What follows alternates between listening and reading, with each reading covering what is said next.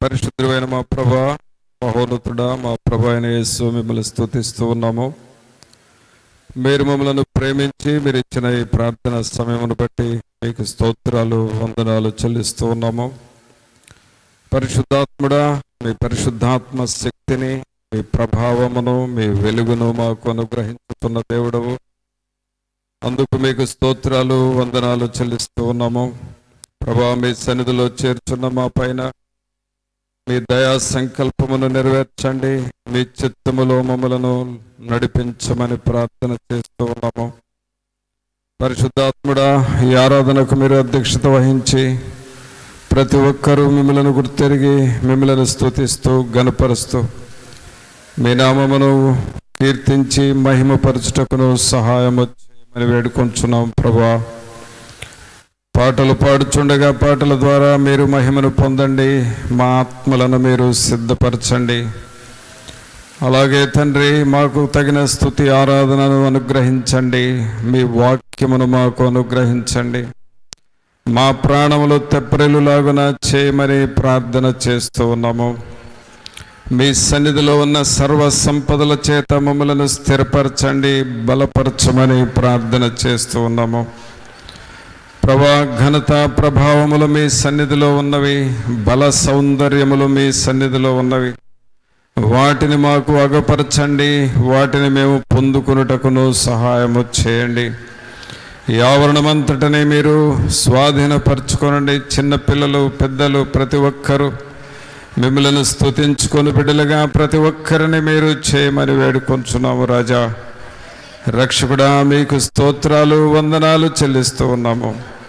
మీ వాక్యం వినుచున్న ప్రతి బిడ్డను మీరు దర్శించి మీ దయగలిగిన హస్తమును ప్రతి ఒక్కరితో ఉంచి నాయన, వినగలిగిన చెవులను, గ్రహించగలిగిన హృదయములను మాకు మీరు దయచేయండి.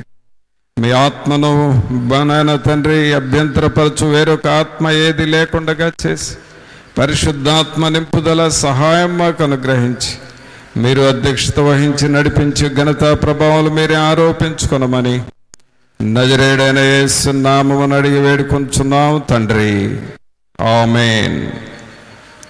పాటలు పాడుకుందామండి. హల్లెలూయా, స్తుతి మహిమ ఎల్లప్పుడూ దేవుని స్తుతించెదము. హల్లెలూయా, స్తుతి మహిమ ఎల్లప్పుడూ దేవుని స్తుతించెదము. హల్లెలూయా, హల్లెలూయా, హల్లెలూయా,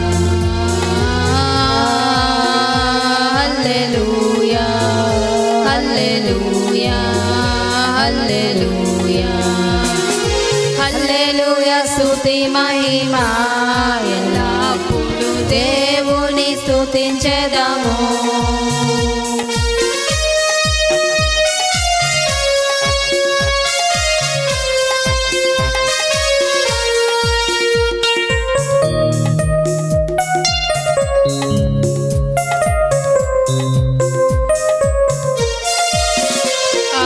సైన్యములకు అధిపతి అయిన ఆ దేవుని స్తుతించెదము. అల సైన్యములకు అధిపతి అయిన ఆ దేవుని స్తుతించెదము. అల సాంద్రములను దాటించిన ఆ యెహోవాను స్తుతించెదము. అల సాంద్రములను దాటించిన ఆ యెహోవాను స్తుతించెదము. హల్లెలూయా, స్తుతి మహిమ ఎల్లప్పుడూ దేవుని స్తుతించెదము.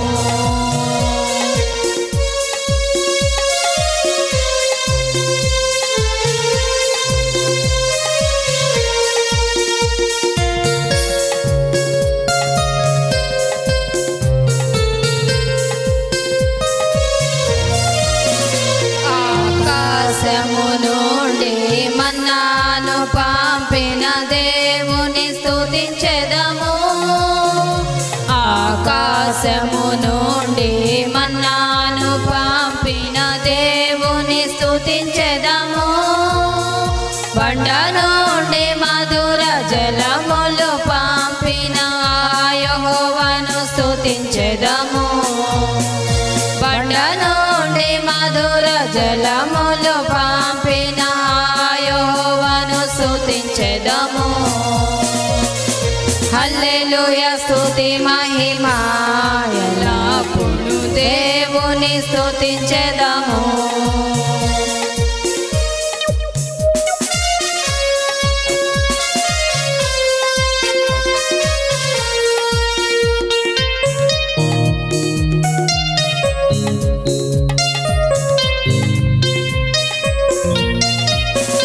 పరలోకము నుండి ధరకే తెంచిన దేవుని స్తుతించెదము. పరలోకము నుండి ధరకే తెంచిన దేవుని స్తుతించెదము.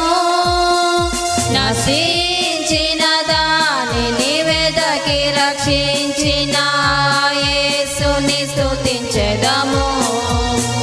నశించిన దానిని వెదకి రక్షించిన యేసుని స్తుతించెదము. హల్లెలూయా స్తుతి మహిమ ఎల్లప్పుడూ దేవుని స్తుతించెదము. హల్లెలూయా స్తుతి మహిమ ఎల్లప్పుడూ దేవుని స్తుతించెదము. హల్లెలూయా హల్లెలూయా హల్లెలూయా హల్లెలూయా హల్లెలూయా హల్లెలూయా హల్లెలూయా స్తుతి మహిమ ఎల్లప్పుడూ దేవుని స్తుతించెదము. హల్లెలూయా స్తుతి మహిమ ఎల్లప్పుడూ దేవుని స్తుతించెదము.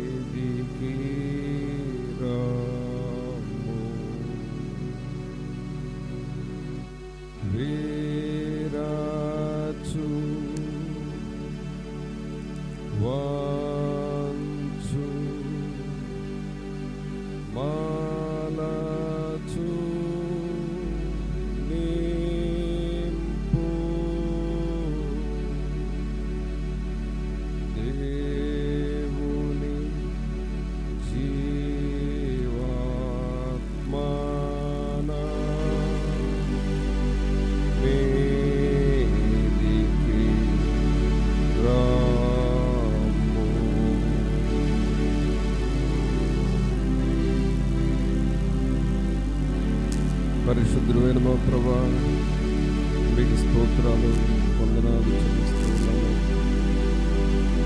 మహోన్నతుడా మా ప్రభువైన యేసు స్తుతించుకుంటున్నాము. మీరు మా దేవుడు, రక్షకుడు. మేము మా కుటుంబము మిమ్మల్ని స్తుతించాము. మీ నామమును కీర్తించాము. అది మాకెంతో ఆశీర్వాదకరముగా ఉంటాము. మిమ్మలను సేవించుటలో ఘనపరచుటలో ఎక్కడా మేము వెనకబడకూడదు. తండ్రి, మిమ్మల్ని స్తుతిస్తూ ఉన్నాము. మీ సన్నిధానంలోనికి వచ్చినాము. మీ వాక్యము దగ్గరకు వస్తున్నాం ప్రభా. మీ బలమైన అగ్ని లాంటి మీ ఆత్మశక్తిని మాకు మీరు దయచేయండి. మీ వాక్యము ద్వారా మాతో మాట్లాడండి ప్రభా. మా నరాలలోనికి, మా శరీర అవయవాలలోనికి ఈ పరిశుద్ధ లేఖనాలు వెళుతూ ఉండాలి, ప్రవహిస్తూ ఉండాలి ప్రభా. లేఖనాలలో ఉన్న శక్తి మమ్మలను తాకాలి ప్రభా. లేఖనాలలో ఉన్న స్వస్థత మా శరీరానికి రావాలి ప్రభువా. దేవుని వాక్యములున్న జీవము మా అంతరంగంలోనికి వెళ్ళాలి. పరిశుద్ధాత్ముడా, మీ వైపు చూస్తూ ఉన్నాము, మీ మాటల కొరకు ఎదురు చూస్తూ ఉన్నాము. మీరు నోరు తెరిచి మాతో మాట్లాడమని, మీ మాటలు మా హృదయాన్ని తాకులాగా చేయండి. పరిశుద్ధాత్ముడా, మీ వైపు చూస్తూ మీ సన్నిధి మాతో ఉంచి నడిపించమని నజరేయుడైన యేసు నామమున అడిగి వేడుకొంచున్నాము తండ్రి, ఆమేన్. మంచిది పిల్లరా, దేవుని వాక్యంలో నుండి బైబిల్ గ్రంథంలో మొదటి పుస్తకం ఆదికాండముల నుండి చూద్దాము. ఆదికాండము 45వ అధ్యాయము.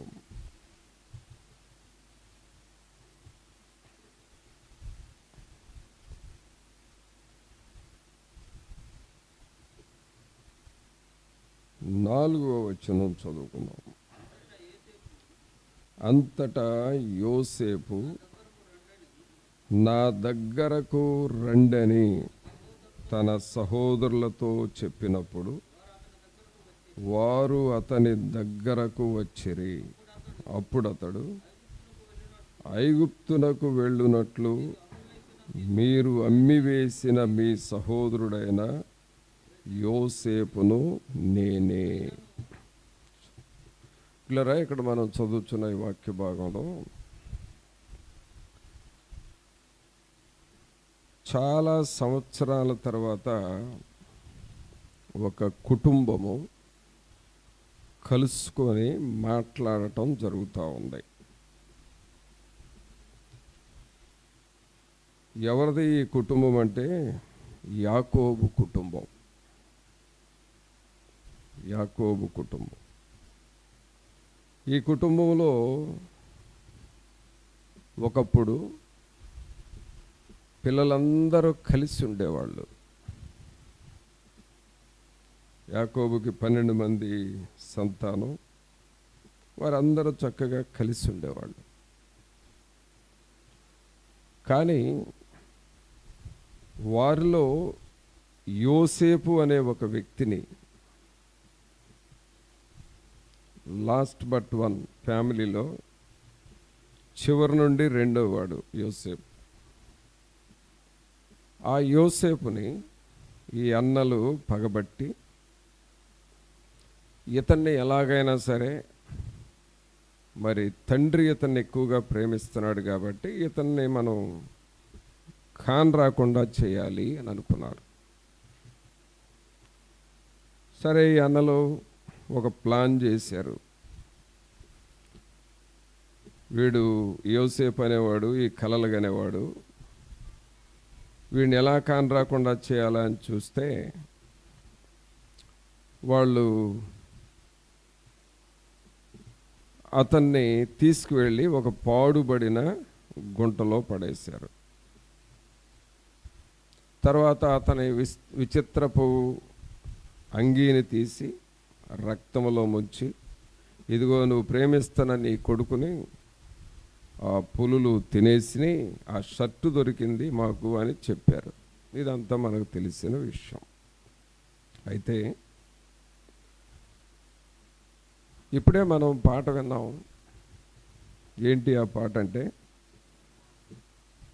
దేవుని సన్నిధిలో మా కుటుంబాన్ని ఆశీర్వదించండి. పిల్లరా, ఈ కుటుంబం ఇప్పుడు ప్రజెంట్గా చూస్తే వేరైన కుటుంబముగా ఉంది. అంటే 3 సెక్షన్స్ అయిపోయింది. ఒకే ఫ్యామిలీ 3 సెక్షన్స్ అయిపోయింది. ఒకటి, తండ్రి యాకోబు ముసలివాడైపోయి పిల్లోడు కోసం ఏడుస్తూ ఆయన ఒక జీవితాన్ని జీవిస్తున్నాడు. 2, ఆ గోతిలో గుంటలో పడవేయబడిన యోసేపు ఒక్కడే ఇంకొక చోట సపరేట్గా జీవిస్తున్నాడు. తర్వాత వీళ్ళ యోసేపు అన్నలో ఇంకొక గుంపుగా బ్రతుకుతున్నారు. అంటే ఒకే ఫ్యామిలీ 3 పార్ట్స్ అయిపోయింది, 3 చీలికలు వచ్చినాయి, 3 డివిజన్స్ వచ్చినాయి ఆ ఫ్యామిలీలో. పిల్లరా, ఒక ఫ్యామిలీలో డివిజన్స్ వచ్చినాయి అని అంటే అది ఖచ్చితంగా సాతానుడి పని. తల్లి, తండ్రి, పిల్లలు, ఒక ఫ్యామిలీ అంతా కలిసి ఉండాలి. మీరు వేరు మేము వేరు అని ఎప్పుడైతే ఆ డివిజన్స్ స్టార్ట్ అవుతాయో ఆ కుటుంబంలో దయ్యం పనిచేస్తుందని అర్థం. ఈ యాకోబు కుటుంబంలో అలాంటి డివిజన్స్, ఆ విభాగాలు స్టార్ట్ అయినాయి.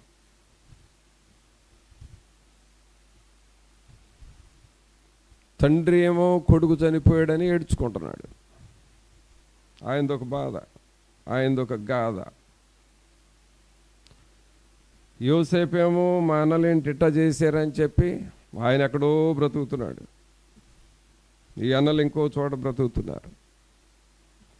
కానీ చాలా సంవత్సరాల తర్వాత మరలా దేవుడు ఈ కుటుంబాన్ని కలుపుతున్నాడు,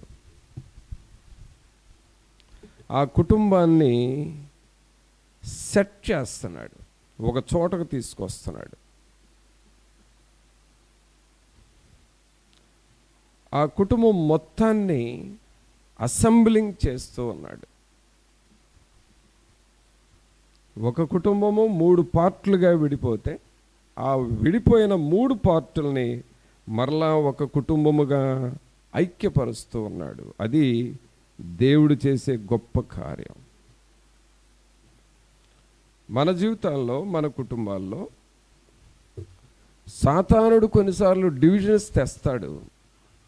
విడిపోయినట్లుగా మన పిల్లలు ఒక చోట ఉంటాం, మనం ఒక చోట ఉంటాం, మనం ప్రేమించిన వాళ్ళు ఒక చోట ఉంటాం, మనకు అనుకోకుండా జరిగిన సంఘటనలను బట్టి, పరిస్థితులను బట్టి వాళ్ళు ఒక చోట, మనం ఒక చోట వేరైపోతాం.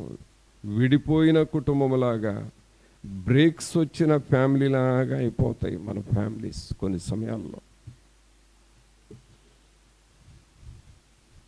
కానీ దేవుడు అలాంటి వారిని ఎన్నడూ వదిలిపెట్టాడు.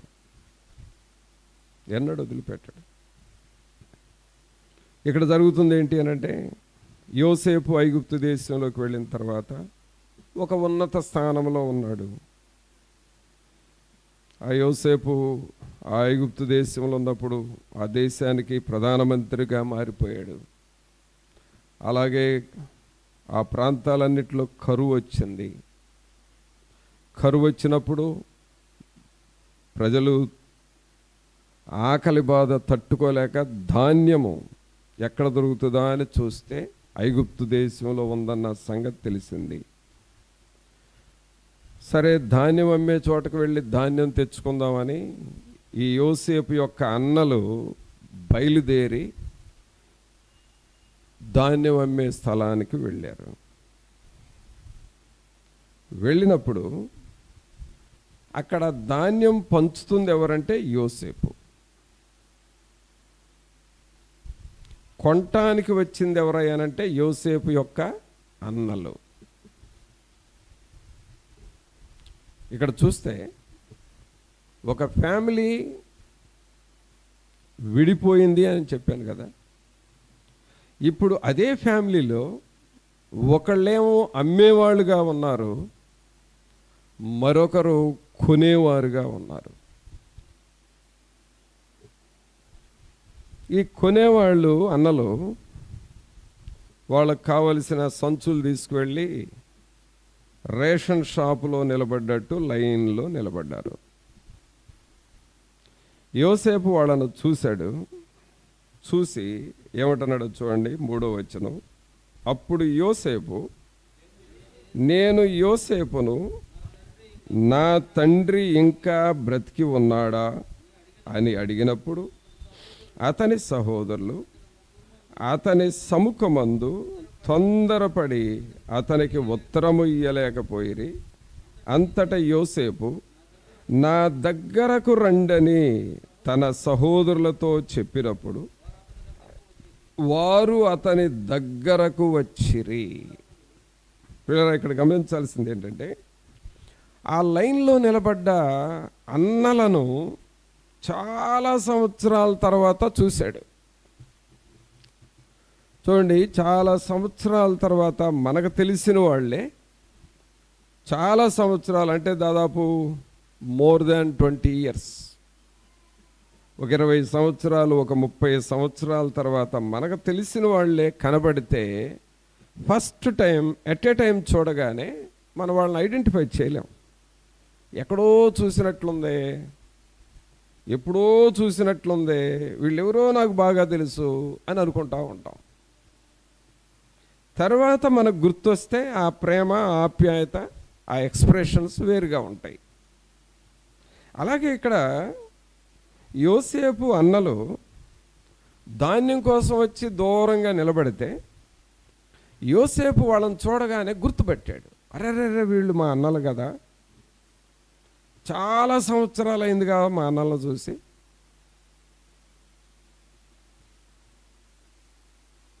వాళ్ళని నా దగ్గరకు పిలుచుకుందాం అనే ఒక ప్రేమ, ఆప్యాయత యోసేపులోనికి వచ్చింది.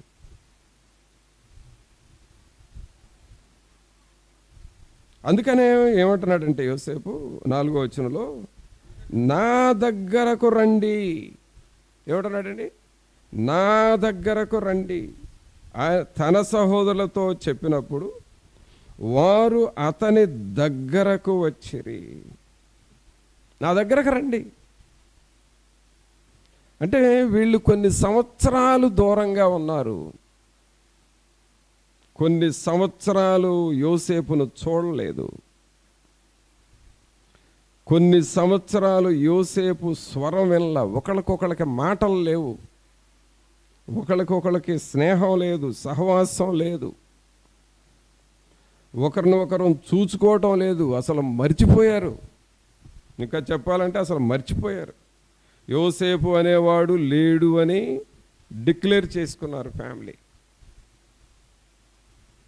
యోసేపు కూడా నా అన్నలు ఏమైపోయారో, నా తండ్రి ఏమైపోయాడో అని ఆయన కూడా ఆ వేదంలో ఉండి వదిలేసుకున్నాడు.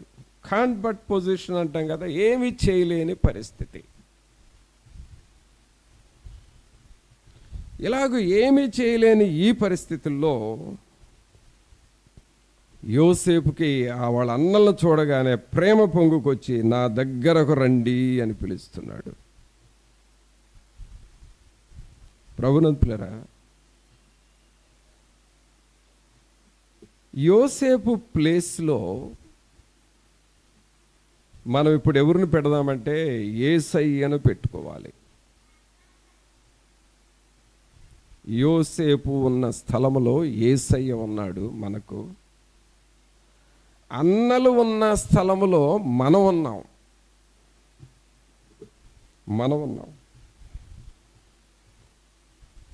యోసేపు వాళ్ళ అన్నలను చూసి నా దగ్గరకు రండి అని ఎలా చెప్పాడో, దగ్గరకు ఎలా పిలుచుకుంటున్నాడో, మనల్ని కూడా మన ప్రభు అయిన యేసు మీరు నా దగ్గరకు రండి, నాకు క్లోజ్గా రండి, నా దగ్గరకు రండి అని పిలుస్తున్నాడు.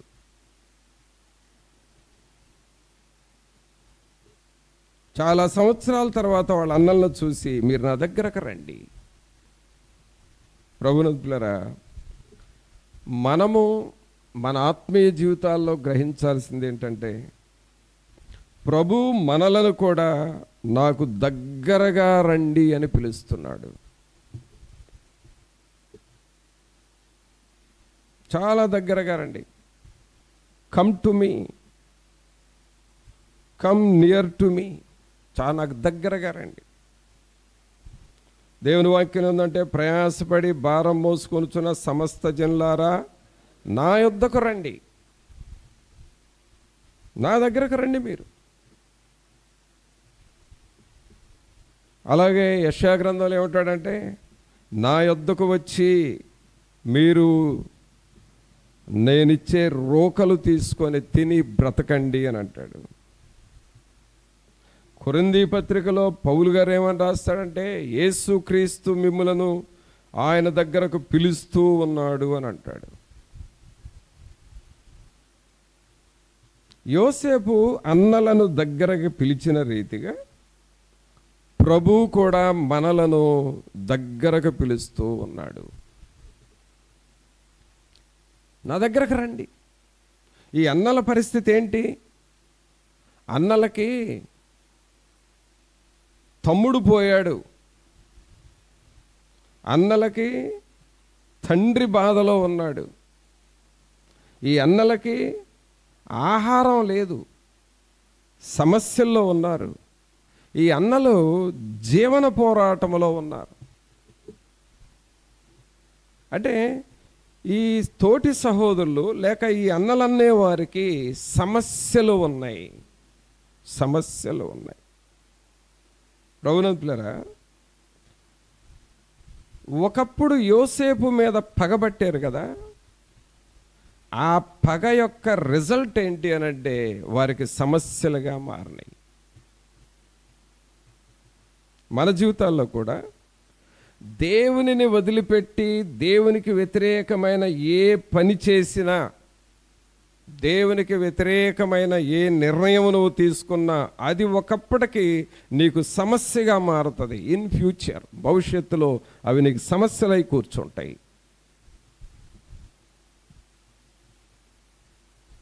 అందుకని దేవునికి దూరంగా ఉండకూడదు. మన సమస్యలు పోవాలంటే దేవునికి మనం దగ్గరగా వెళ్ళాలి. ఇక్కడ మనం గమనించినట్లయితే, మీరు నా దగ్గరకు రండి అని చెప్పగానే వాళ్ళు ఏం చేశారు? 4వ వచనం మరలా చదవండి, అందరూ చదవండి. అంతటా యోసేపు నా దగ్గరకు రండి అని తన సహోదరులతో చెప్పినప్పుడు వారు అతని దగ్గరకు వచ్చిరి. అప్పుడు అతడు, ఐగుప్తునకు వెళ్ళునట్లు మీరు అమ్మివేసిన మీ సహోదరుడైన యోసేపును నేనే. ఇక్కడ యోసేపు జీవితంలో మనం చూస్తే అన్నలు చేసిన పనులు అంటే యోసేపుని హింసించారు, నిందించారు, గుంటలో పడేశారు, యోసేపు మీద తండ్రికి చాడీలు చెప్పారు. ఇవన్నీ నెగిటివ్ థింగ్స్ ఆయన జీవితంలో జరిగినాయి. కానీ యోసేపు మాత్రము ఒకప్పుడు మీరు ఇలా చేశారు కదా అనే ఆ పగ తీర్చుకునే మనసు, నెగిటివ్ థింకింగ్ యోసేపులో రాలేదండి. యోసేపుదంతా కూడా positive thinking, positive mind, positive వర్డ్సే వస్తూ ఉన్నాయి. పిల్లలు గమనించండి, మన జీవితాల్లో యోసేపులాగా ఆ పాజిటివ్ థింకింగ్ని మనం నేర్చుకోవాలి. ఎప్పుడు కూడా ఏదో ఒకప్పుడే పలానప్పుడు వాళ్ళు నువ్వు ఈ మాట అన్నావు, ఒకప్పుడు ఇలా చేసావు, ఆ పాతవి ఎత్తుకొని పాతవి గుర్తు చేసుకొని ఆ negative words, negative thinking, negative డైలాగులు మనం వాడకూడదు. అలాగ నువ్వు వాడితే అన్నల లాంటి సమస్యల్లోనే మనం ఉండిపోతాం. ఈ యోసేపు అన్నలకు వచ్చిన సమస్యల్లోనే ఉండిపోతాం. భార్య అయినా భర్త అయినా, ఫ్యామిలీ అన్న తర్వాత చాలా చాలా మాటలు వస్తాయండి. నువ్వు మ్యారేజ్ చేసుకున్న దగ్గర నుండి జాగ్రత్తగా చూస్తే సంవత్సరం అంతటిలో కనీసం ఒక్కసారన్నా కొంచెం బాధపరిచే మాటలు వస్తాయి.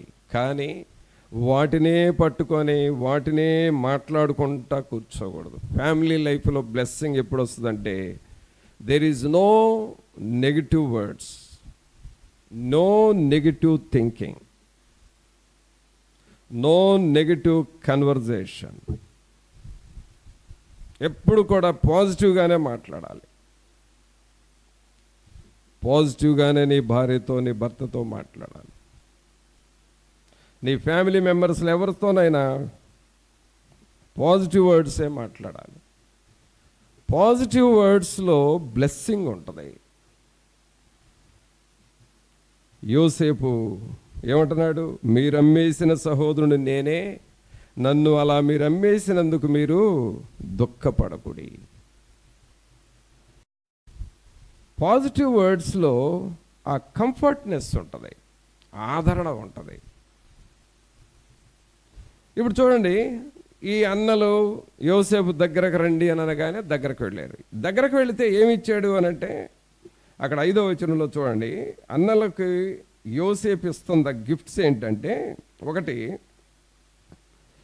5వ వచనం, అయినను నేనిక్కడికి వచ్చినట్లు మీరు నన్ను అమ్మివేసినందుకు దుఃఖపడకుడి, అది మీకు సంతాపము పుట్టింపనీయకుడి, ప్రాణరక్షణ కొరకు దేవుడు మీకు ముందుగా నన్ను పంపించెను. అంటే ఇప్పుడు యోసేపు అన్నలకి ఏమిస్తున్నాడంటే ప్రాణరక్షణ ఇస్తున్నాడండి.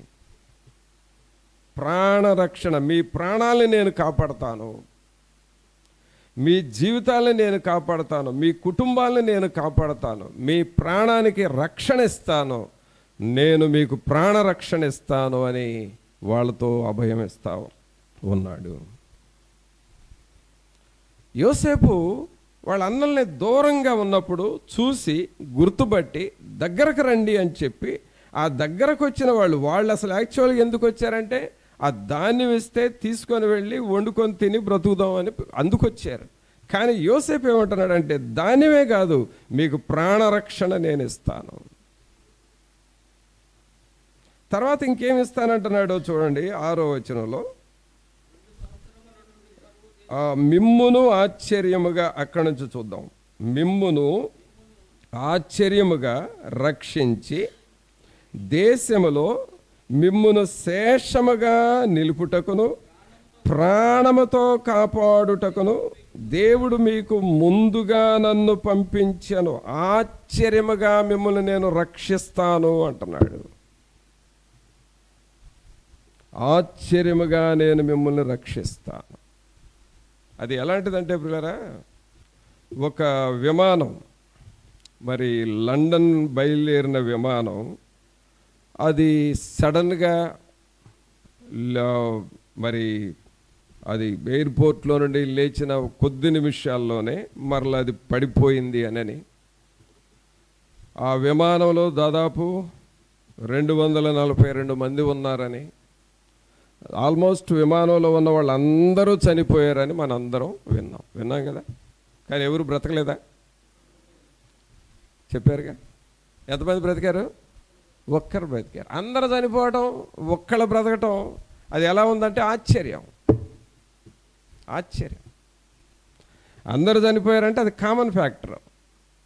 కానీ అందరూ చనిపోయి ఒక్కళ్ళ బ్రతకటం అంటే ఏంటి అసలు? అది విచిత్రమైన విషయం.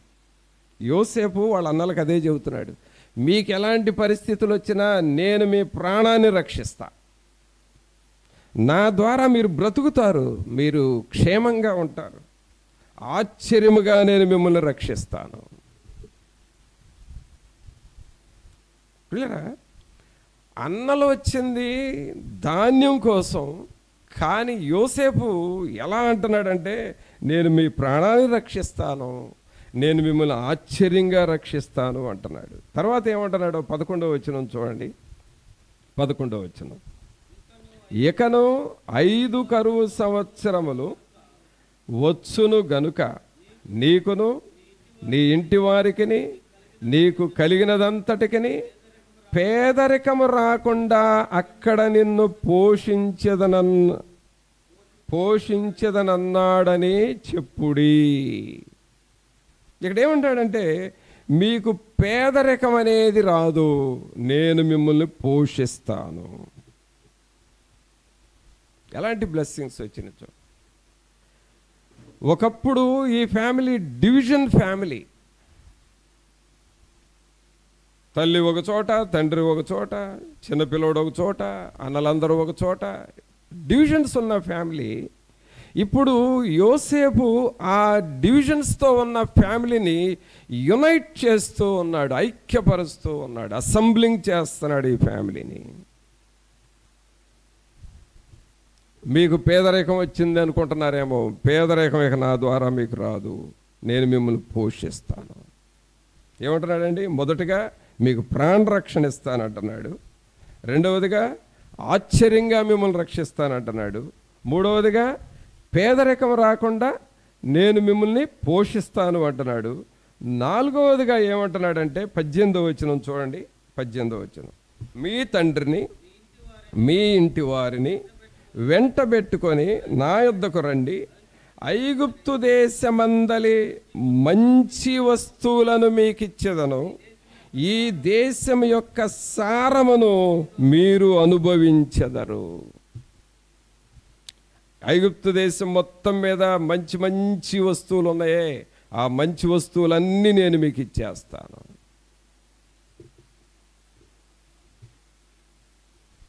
శ్రేష్టమైనవన్నీ మీకు ఇచ్చేస్తాను.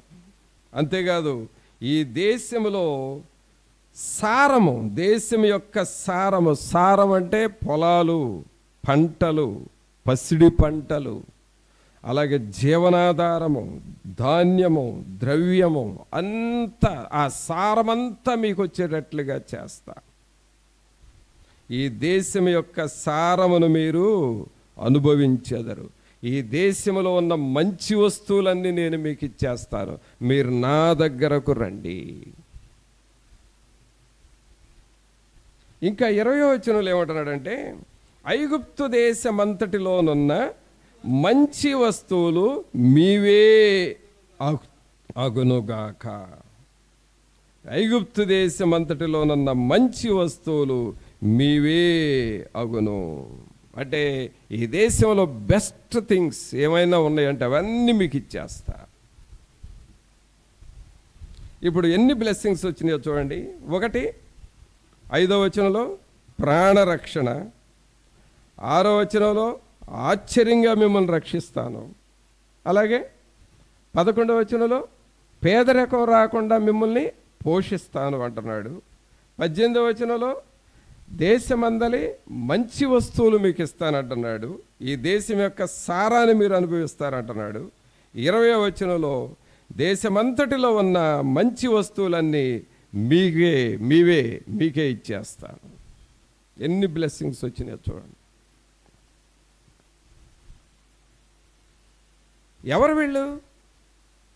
ఒకప్పుడు దూరంగా ఉన్నవాళ్ళు, యోసేపుకు దూరముగా ఉన్నవాళ్ళు.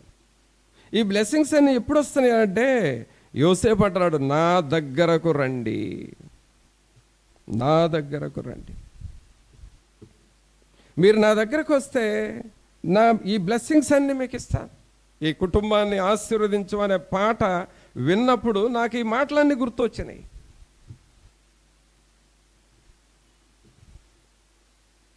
ఒక ఫ్యామిలీ బ్లెస్సింగ్ ఎప్పుడు వస్తుంది అనంటే, దేవుని దగ్గరకు మనం రావాలి,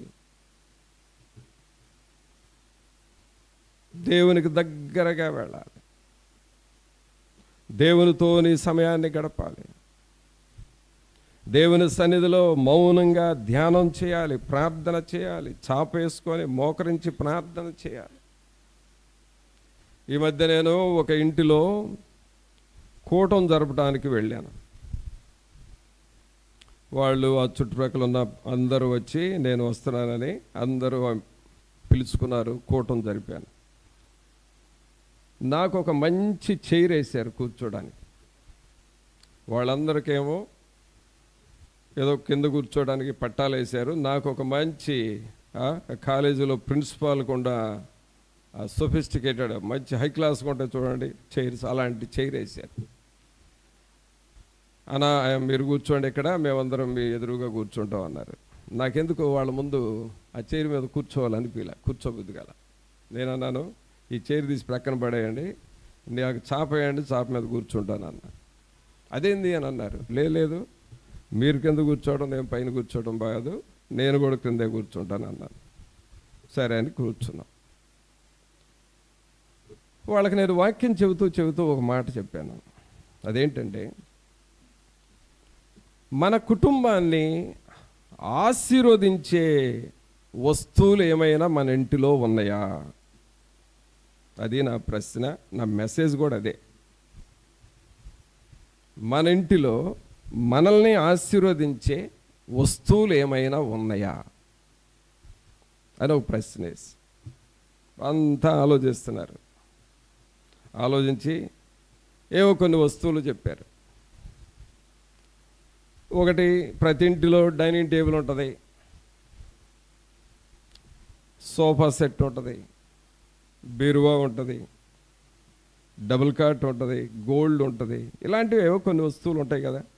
వీటిల్లో ఏదైనా మనకు ఆశీర్వాదం ఇస్తుందా అని అడిగి నేను చెప్పింది ఏంటంటే, మనకంటూ ఆశీర్వాదం ఇచ్చేది ఏమిటంటే, ఇదిగో ఇప్పుడు నేను కూర్చున్నానే చాప మీద, ఈ చాప మన కుటుంబాన్ని ఆశీర్వదిస్తుంది అని చెప్పాను.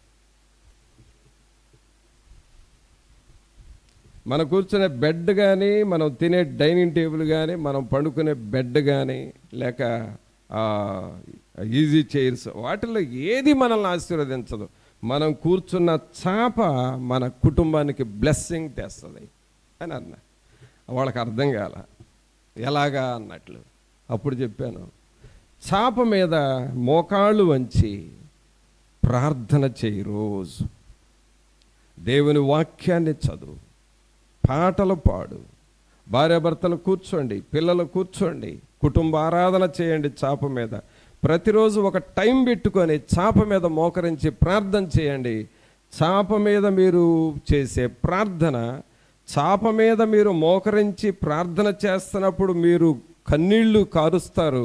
ఆ చాప మీద పడ్డ కన్నీళ్లు మీ కుటుంబానికి ఆశీర్వాదం తెస్తాయి. ఆమేన్. ఇక అంత తప్ప ఏది ఆశీర్వాదం తేదు. నీకు సౌకర్యాన్ని ఇస్తుంది కానీ బ్లెస్సింగ్ ఇచ్చేది నువ్వు ప్రార్థన చేసే చాప మాత్రమే. ఈ ఇంటిలో చాలా బెస్ట్ వస్తువు ఏదైనా ఉందంటే అది చాప అని చెప్పాను వాళ్ళకి. లేదా మీరు మీ ఇళ్లలో అన్నిటి మీద కూర్చుంటున్నారు కానీ చాప మీద ఎప్పుడన్నా కూర్చున్నారా? మీరు చాప మీద ఎప్పుడన్నా మోకరించారా? చాప మీద ఎప్పుడన్నా మోకాళ్ళు ఉంచారా? చాప మీద మీ బాధలు దేవునితో చెప్పుకున్నప్పుడు మీ కళ్ళల్లో కన్నీళ్లు చాప మీద రాలినయా, పడ్డాయా? అది మీ కుటుంబానికి ఆశీర్వాదం. మీ ఇంటిలో చాప లేకపోతే ఈ వారంలో అర్జెంటుగా చాప కొనండి. ఆ చాప మీద మోకరించి ప్రార్థన చేయటం స్టార్ట్ చేయండి.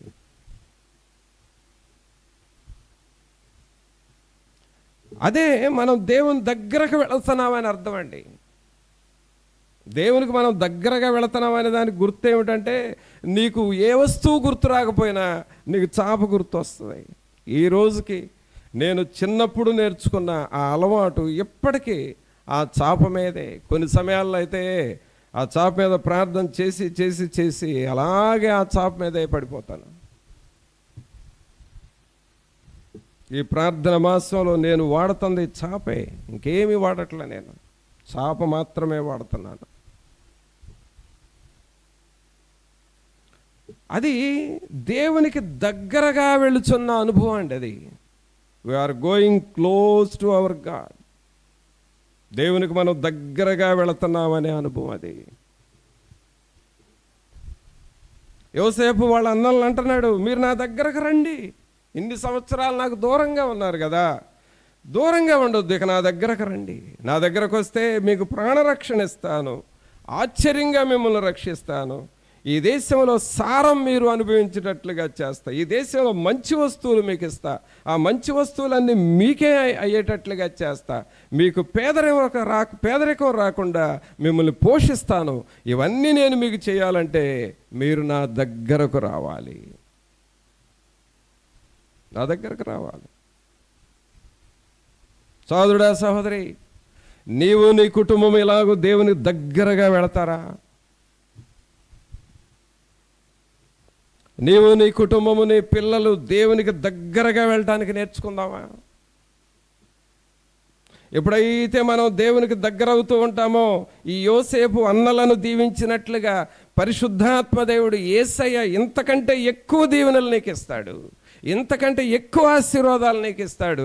నీ కుటుంబంలో కావలసిన బ్లెస్సింగ్స్ని అలాగూ పంచుతూ ఉంటాడు, పొర్లేటట్లుగా చేస్తాడు.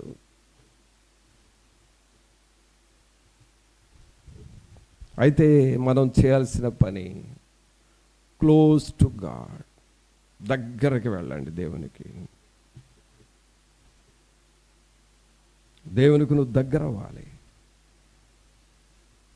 మన ప్రార్థన జీవితం సండే టు సండేగా ఉండకూడదు. ఆదివారం దేవుని జ్ఞాపకం చేసుకుంటే మరలా వచ్చే ఆదివారం లాగా ఉండకూడదు. Everyday with Jesus. మనకు ఒక కోరస్ ఉంది, Sunday, Monday, Tuesday, Wednesday, Jesus is in my heart. Thursday, Friday, Saturday, Sunday, Jesus is in my heart. Every day, yes, Jesus in my heart. Yes, Jesus in my heart. ప్రతిరోజు నువ్వు దేవుని వాక్యాన్ని చదువుతూ, ప్రతిరోజు పాటలు పాడుతూ, ప్రతిరోజు చాప మీద మోకరిస్తూ, ప్రతిరోజు కలిసి ప్రార్థన చేస్తూ, ప్రతిరోజు నువ్వు దేవునితో ఉండటమే దేవునికి దగ్గర అవటం. ఆమేన్. ఈటి ఆశీర్వాదాలు యోసేపు వాళ్ళ అన్నలకు ఇచ్చాడు. ఎప్పుడంటే వాళ్ళు దగ్గర అయ్యారు. ప్రియరా, ఇంకా బైబిల్లో దగ్గరగా వెళితే ఏం జరుగుతుందో చూద్దాం. దేవుని వాక్యంలో నెహెమ్యా గ్రంథం తీయండి. నెహెమ్యా గ్రంథము 4వ అధ్యాయము.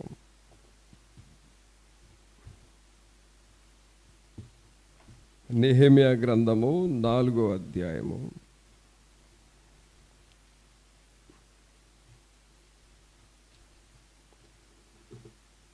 20వ వచనం చదువుదాం. నెహెమ్యా 4:20.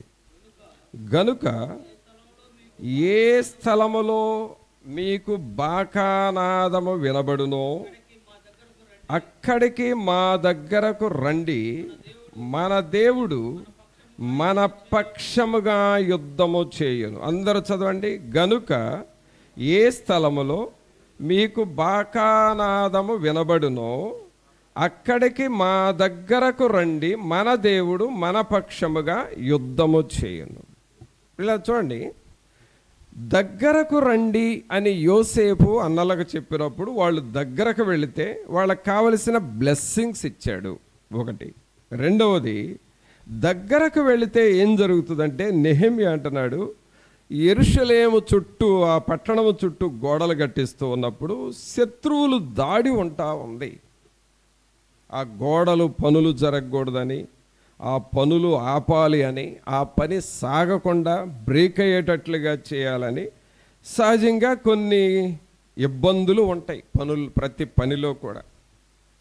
ఈ నెహెమ్యా గోడలు కడుతున్నప్పుడు కొంతమంది శత్రువులు ఆ పనులు ఆపాలని చూస్తున్నారు. అందుకని ఏం చెప్పాడంటే, మీరు పనులు చేస్తూ ఉండండి, శత్రువులు వస్తారు, ఆ టైంలో మేమేం చేస్తామంటే బాకానాదము ఊదుతాము. బాకానాదం అంటే ఆ రోజుల్లో ఆ యెరూషలేములో బోరలు ఉండేవి, ట్రంపెట్స్. వాటిని ఊదేవాళ్ళు. ఊదితే ఆ సౌండ్కి ఆ సోల్జర్స్ అందరూ ఒక చోటకు వచ్చేవాళ్ళు. ఆ రోజుల్లో మైకులు, క్యాన్వాసులు ఇలాంటివి లేవు కదా. ఒక బోర్ ఉండేది, ట్రంపెట్. ఆ ట్రంపుని హూ అని ఊదితే ఆ సౌండ్ విని దూరంగా ఉన్న సోల్జర్స్ అందరూ దగ్గరకు వచ్చేవాళ్ళు. అది ఒక గుర్తు. బాకానాదం ఊదగానే ప్రజలందరూ రావాలి. అలాగే ప్రియులారా, ఈ రోజున బాకానాదం అంటే దేనికి గుర్తుగా ఉంది అని అంటే, ఇర్మియా అనే ప్రవక్త ఏమంటాడంటే, ఎవడైనను బాకానాదము విని మీరు జాగ్రత్త పడకపోతే మీ ప్రాణానికి మీరే ఉత్తరవాదులు అంటాడంటే, దేవుని సువార్త, దేవుని వాక్యము మన బాకానాదము. ఈ వాక్యం మీకు వినబడతా ఉంది. ఈ వాక్యం మీకు అర్థమవుతా ఉంది, ఈ వాక్యం మిమ్మల్ని హెచ్చరిస్తూ ఉంది. వాక్యానికి మీరు ఏం చేయాలంటే లోబడాలి, వాక్యం దగ్గరకు రావాలి. దగ్గరకు వచ్చినప్పుడు ఏమంటున్నాడు 20వ వచనంలో, ఏ స్థలములో మీకు బాకానాదము వినబడునో అక్కడికి మా దగ్గరకు రండి, మన దేవుడు మన పక్షముగా యుద్ధము చేయును. అందరూ మీ కుడి చేయి పైకి లేపి బిగ్గరగా చెప్పండి, మన దేవుడు మన పక్షముగా యుద్ధము చేయును. ఆమేన్. ఏం చేస్తాడంట? యుద్ధము యెహోవాదే, యుద్ధము యెహోవాదే, యుద్ధము యెహోవాదే, యుద్ధము యెహోవాదే. ఎవరిదండి యుద్ధం? యుద్ధము యెహోవాది. అంటే దేవుడు మన పక్షముగా యుద్ధం చేస్తాడు. నువ్వేమైనా ఫ్యామిలీ విషయాల్లో సతమతమైపోతున్నావా, నలిగిపోతున్నావా, నీ విషయంలో ప్రభు సహాయం చేస్తాడు. డిపార్ట్మెంట్లో ఎవరి ద్వారా అయినా నీ మీద ఒత్తిడి జరుగుతూ ఉందా, దేవునికి అప్పగించు, దేవుడు నీ పక్షంగా యుద్ధం చేస్తాడు. మనకొచ్చే పోరాటాలన్నీ మనం పోరాడామంటే మనం ఖచ్చితంగా రోగిష్ఠులం అయిపోతాము, తొందరగా చచ్చిపోతాం. అర్థమైందా? ప్రతిదీ నేను పోరాడాలి, నేను యుద్ధం చేయాలి, నేనే జయించాలి అని అన్నిటికీ నువ్వు ఇన్వాల్వ్ అయ్యావో నువ్వు తొందరగా చస్తావు, దానిలో గ్యారంటీ. మనకు వచ్చే సమస్యలు, మనకు వచ్చే యుద్ధాలు, మనకు వచ్చే పోరాటాలు మనవి కాదు. ఎవరికి అప్పగించాలి? దేవునికి అప్పగించాలి. అందుకే దేవుని దగ్గరకు వెళ్ళాలి. రాజులు మనకెవ్వరు లేరు, శూరులు మనకెవ్వరు లేరు, రాజులు మనకెవ్వరు లేరు, శూరులు మనకెవ్వరు లేరు. మరి ఎవరు లేరు? ఎవరున్నారు? సైన్యములకు అధిపతి అయిన యేసయ్యా మన అండ, సైన్యములకు అధిపతి అయిన యేసయ్యా మన అండ. ఏదన్నా ఒక మంచి విషయం తెలియగానే కొంతమందికి ఒక అలవాటు ఉంటుంది, అద్దిరా అంటారు. అంటే చెప్పగా చెప్పగా చెప్పగా ఒక శుభవార్త రాగానే అద్దిరా అనాలి. ఇప్పుడు యేసయ్య మన అండ అంటే మంచి వార్తలాగా లేదా మీకు? మరి ఇప్పుడు అనండి, అద్దిరా అనండి, పడండి. సైన్యములకు అధిపతి అయిన యేసయ్యా మన అండ, సైన్యములకు అధిపతి అయిన యేసయ్యా మన అండ. చూసారా? కావున పిల్లరా, దేవునికి నీవు దగ్గరగా వచ్చినప్పుడు ఏమవుతుందంటే ప్రభు నీకు అండగా మారతాడు, ప్రభు నీకు కొండగా మారతాడు.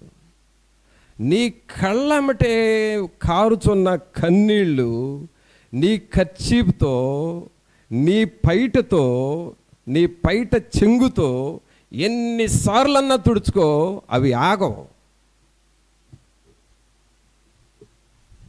నీకు వస్తున్న సమస్యలకి నీవు ఖర్చు పెట్టుకో, పైట చెంగుతో తుడుచుకో, ఎన్నిసార్లన్నా తుడుచుకో, అవి ఆగవు, వస్తానే ఉంటాయి. కానీ నీ యుద్ధాలని, నీ బాధల్ని దేవునికి అప్పచెప్పినప్పుడు ఒక్కసారి మన ప్రభు అయిన యేసయ్య నీ కళ్ళల్లో కన్నీళ్లు తుడిస్తే అవి ఆగిపోతాయి.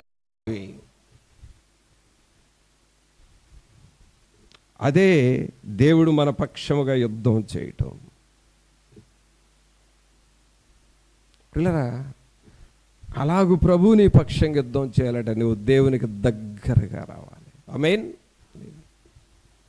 అప్పుడు ఏం చేస్తాడంటే దేవుడు మన పక్షముగా యుద్ధము చేయును. నీ సమస్యలన్నిటిలో ఆయన యుద్ధం చేస్తాడు.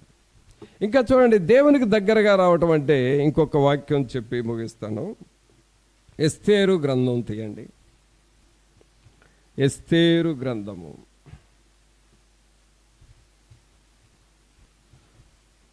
5వ అధ్యాయము. ఎస్తేరు గ్రంథము 5వ అధ్యాయము 2వ వచనం చదువుదాం. 2 ఎస్తేరు 5:2. రాణి అయిన ఎస్తేరు ఆవరణములో నిలువబడి ఉండుట రాజు చూడగా ఆమె యందు అతనికి దయ పుట్టెను. రాజు తన చేతిలో నుండు బంగారపు దండమును ఎస్తేరు తట్టు చాపగా ఎస్తేరు దగ్గరకు వచ్చి దండము యొక్క కొన ముట్టెను. ఏమైనా స్టిక్ ఏమైనా ఉంది ఇక్కడ? అమ్మా సారా, స్టిక్ ఏమైనా ఉంది ఇక్కడ? పిల్లల్ని కొట్టరా మీరు? ఆ స్కేల్ ఇచ్చినా పర్వాలేదు, ఉంటే ఇవ్వండి. ప్రియులారా చూడండి, ఇక్కడ మనం గమనించాల్సింది ఏంటంటే, రాజు ఎస్తేరుతో అంటున్నాడు. రాజు ఎస్తేరుతో అంటున్నాడు. ఏమంటున్నాడో చూడండి, 2వ వచనం. రాణి అయిన ఎస్తేరు ఆవరణములో నిలువబడి ఉండుట రాజు చూడగా ఆమె యందు అతనికి దయ పుట్టెను. రాజు తన చేతిలో నుండు బంగారపు దండమును ఎస్తేరు తట్టు చాపగా ఎస్తేరు, తర్వాత మాట అందరు చదవండి. ఎస్తేరు ఏమనుంది? అందరు చదవాలి ఆ పాయింట్.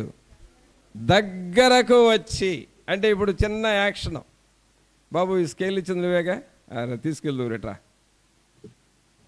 ఇప్పుడు రాజు అక్కడే ఉండు. రాజు ఆయన చేతిలో బంగారపు దండం ఉంది. ఇది బంగారపు దండం అని అనుకుందాం. ఈ బంగారపు దండం అనేది రాజు చేతిలోనే ఉంటుందండి, ఇంకెవరి చేతిలోకి వెళ్ళదు. తర్వాత ఈ దండం అనేది రాజరికానికి గుర్తు. ఈ దండము అధికారానికి, రాజ్యాధికారానికి గుర్తు. ఈ దండము రాజు ఎలాగో చూయించాడంటే అధికారంతో మాట్లాడుతున్నాడని అర్థం. మన జేబులో అందరికీ పెన్ను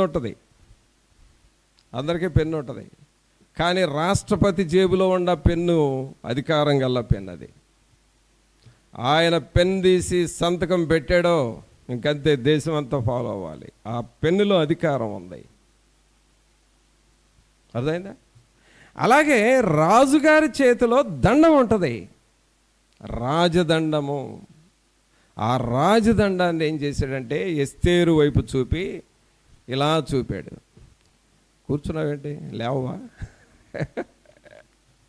ఇలా చూపాడు. ఆ బైబిల్ అక్కడ పెట్టు. ఇలా చూపాడు. ఈ రాజు ఎప్పుడైతే ఈ రాజదండంలో రాజ్య అధికారం ఉంది, రాజరికం ఉంది. రాజుగారు ఏమంటున్నాడంటే నువ్వుకేం కావాలో కోరుకో, రాజ్యంలో సగం మట్టుకైనా నీకు ఇస్తాను అంటాడు. ఆ తర్వాత వచ్చిన చదవండి ఆ మాట.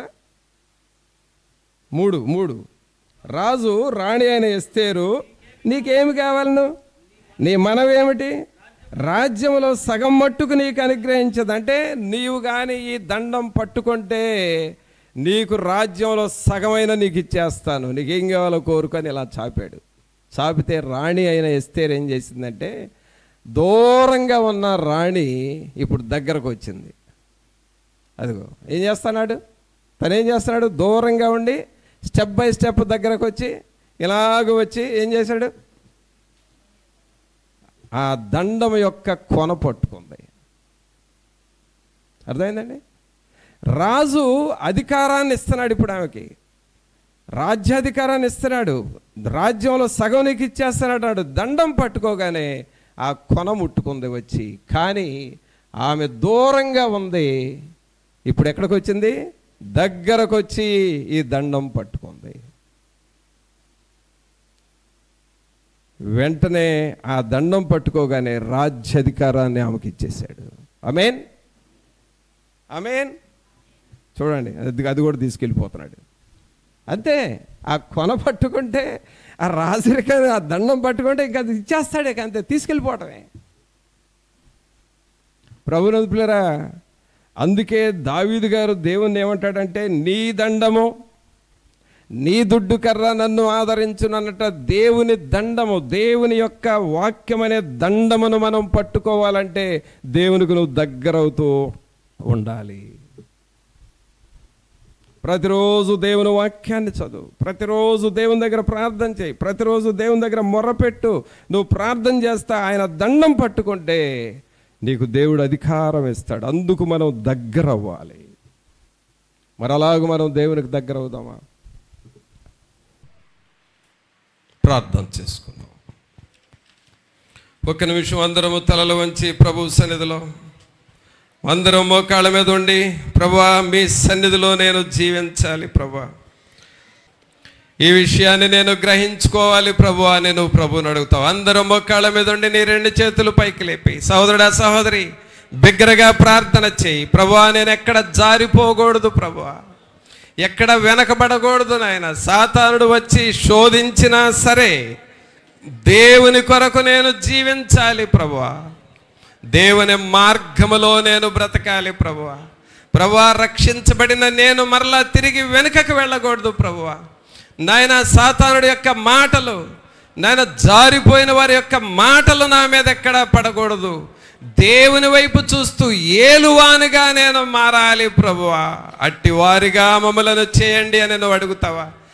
ఈ ప్రియులనందరినీ మీరు దర్శించి మీ వెలుగులో నడిపించి ఆశ్చర్యకరమైన మీ గుణాతిశయములను ప్రకటించు వెలుగు బిడ్డలుగా వీరిని చేయమని నజరేయుడైన యేసు నామమున అడిగి వేడుకొనుచున్నాము తండ్రి. ఆమేన్.